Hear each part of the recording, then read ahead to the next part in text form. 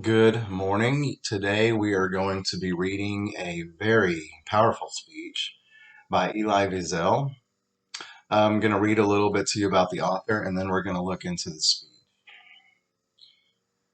Elie Wiesel, 1928 to 2016, was born in the town of Sighet, now part of Romania. During World War II, he and his family were deported to a German concentration and extermination camps. His parents and little sister perished, while Wiesel and his two older sisters survived. Liberated from Buchenwald in 1945 by Allied troops, Wiesel went to Paris, where he studied at the Sorbonne and worked as a journalist. In 1958, he published his first book, La Nuit, a memoir of his experiences in the concentration camps. He authored nearly 30 books, some of which use these events as their basic material. In his many lectures, Wiesel concerned himself with the situation of the Jews and other groups who have suffered persecution and death because of their religion, race, or national origin. Wiesel made his home in New York City and became a United States citizen. He was awarded the Nobel Peace Prize in 1986. Speech from Hope, Despair, and Memory by Elie Wiesel, December 11th, 1986. Just as a man cannot live without dreams, he cannot live without hope. If dreams reflect the past, hope summons the future. Does this mean that our future can be built on a rejection of the past? Surely such a choice is not necessary. The two are incompatible. The opposite of the past is not the future, but the absence of future. The opposite of the future is not the past, but the absence. The loss of one is equivalent to the sacrifice of the other. A recollection. The time, after the war. The place, Paris. A young man struggles to readjust to life. His mother, his father, his small sister are gone. He is alone, on the verge of despair, and yet he does not give up. On the contrary, he strives to find a place among the living. He acquires a new language. He makes new friends who, like himself, believe that the memory of evil will serve as a shield against evil, that the memory of death will serve as a shield against death. This he must believe in order to go on, for he has just returned from a universe where God, betrayed by his creatures, covered his face in order not to see. Mankind, jewel of his creation, had succeeded in building an inverted Tower of Babel, reaching not toward heaven, but toward an anti-heaven, there to create a parallel society, a new creation with its own prince and gods, laws and principles, jailers and prisoners, a world where the past no longer counted, no longer meant anything. Stripped of possessions, all human ties severed, the prisoners found themselves in a social and cultural void. Forget, they were told. Forget where you came from. Forget who you were. Only the present matters. But the present was only a blink of the Lord's eye. The Almighty himself was a slaughterer. It was he who decided who would live and who would die, who would be tortured and who would be rewarded. Night after night, seemingly endless processions vanished into flames, lighting up the sky. Fear dominated the universe. Indeed, this was another universe. The very laws of nature had been transformed. Children looked like old men. Old men whimpered like children. Men and women from every corner of Europe were suddenly reduced to nameless and faceless creatures and desperate for some ration of bread or soup, dreading the same end. Even their silence was the same, for it resounded with the memory of those who were gone. Life in this accursed universe was so distorted, so unnatural, that a new species had evolved. Walking among the dead, one wondered, if one were still alive. Of course, we could try to forget the past. Why not? Is it not natural for a human being to repress what causes him pain, what causes him shame? Like the body, memory protects its wounds.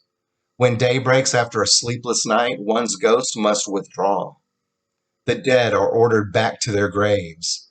But for the first time in history, we could not bury our dead. We bear their graves within ourselves. For us, forgetting was never an option. And yet, it is surely human to forget, even to want to forget. The ancients saw it as a divine gift. Indeed, the memory helps us to survive. Forgetting allows us to go on living. How could we go on with our daily lives if we remained constantly aware of the dangers and the ghosts surrounding us? The Talmud tells us that without the ability to forget, man would soon cease to learn. Without the ability to forget, man would live in a permanent, paralyzing fear of death. Only God and God alone can and must remember everything. How are we to reconcile our supreme duty towards memory with the need to forget that it is essential to life? No generation has had to confront this paradox with such urgency.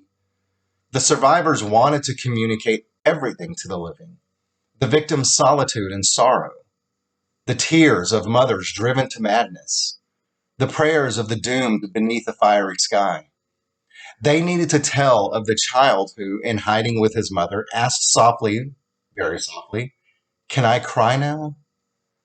They needed to tell the sick beggar who, in a sealed cattle car, began to sing as an offering to his companions, and of the little girl who, hugging her grandmother, whispered, "Don't be afraid. Don't be sorry to die. I'm not." She was 7. That little girl who went to her death without fear, without regret. Each one of us compelled to record every story, every encounter. Every one of us felt compelled to bear witness. Such were the wishes of the dying, the testament of the dead. Since the so-called civilized world had no use for their lives, then let it be inhabited by their deaths.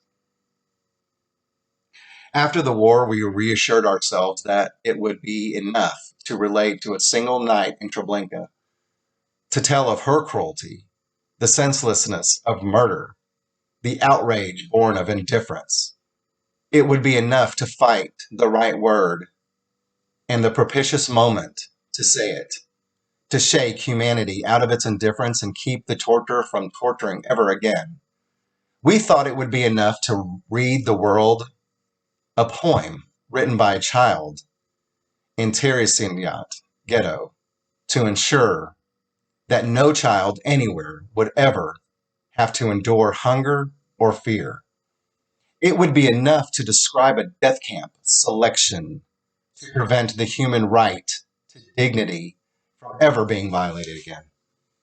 We thought it would be enough to tell the tidal wave of hatred which broke over the Jewish people for men everywhere to decide once and for all to put an end to hatred of anyone who is different, whether black or white, Jew or Arab, Christian or Muslim, anyone whose orientation differs politically, philosophically, sexually. A naive undertaking, of course, but not without a certain logic. We tried.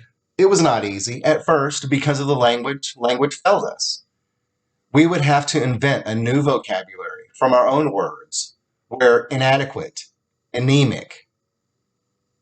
And then, too, the people around us refused to listen. And even those who listened refused to believe. And even those who believed could not comprehend. Of course they could not. Nobody could. The experience of the camps defies comprehension. I remember the killers. I remember the victims, even as I struggle to invent 1,001 reasons of hope. There may be times when we are powerless to prevent injustice, but there must never be a time when we fail to protest. The Talmud tells us that by saving a single human being, Man can save the world. We may be powerless to open all the jails and free all the prisoners, but by declaring our solidarity with one prisoner, we indict all jailers. None of us is in a position to eliminate war, but it is our obligation to denounce it and to expose it in all its hideousness. War leaves no victors, only victims. I began with the story of Besht, and like Besht, mankind needs to remember more than ever. Mankind needs peace more than ever. For our entire planet, threatened by nuclear war, is in danger of total destruction, a destruction only man can provoke, only man can prevent. Mankind must remember that peace is not God's gift to its creatures. It is our gift to each other.